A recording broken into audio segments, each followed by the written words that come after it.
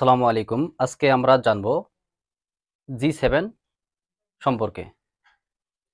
G7 হচ্ছে group of 7। বিশ্বের শিল্প উন্নত 7টি দেশের সরকার প্রধান বা রাষ্ট্রপ্রধানের সমন্বয়ে গঠিত একটি জোট হচ্ছে G7। চলুন এবার আমরা G7 সম্পর্কে বিস্তারিত আলোচনা করি।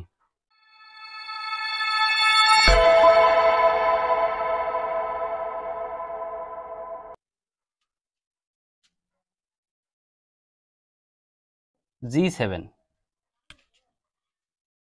এর ফুল নেম হচ্ছে গ্রুপ অফ 7। G7 এর সদস্য দেশ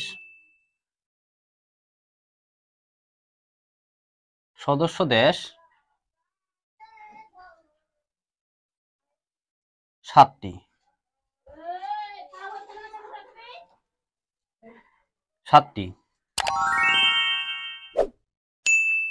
এটি প্রতিষ্ঠা করা হয় 15ই নভেম্বর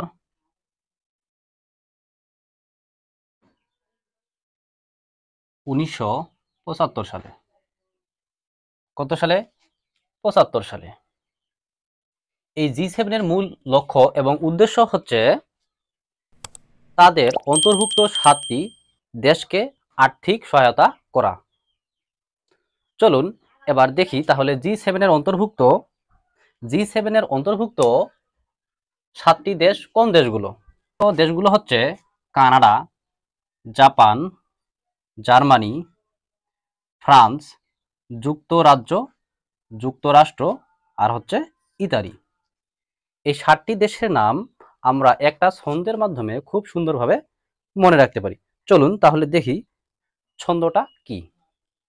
কাজল বিয়ের কাজের ফাঁকে ইতালি যাবে। মনে করুন যে একটা ছেলের নাম কাজল, সে বিয়ের মার্কেটিং এবং অন্যান্য কাজের ফাঁকে একটু ইতালি থেকে ঘুরে আসলো। তাহলে দেখি কাজলের ক দিয়ে আসতেছে কি? কানাডা। বর্গীয় জ দিয়ে আসতেছে জাপান আর হচ্ছে জার্মানি। এরপর বিয়ের কাজের ফাঁকে, তাহলে এই ফাঁকে ফ দিয়ে আসতেছে ফ্রান্স।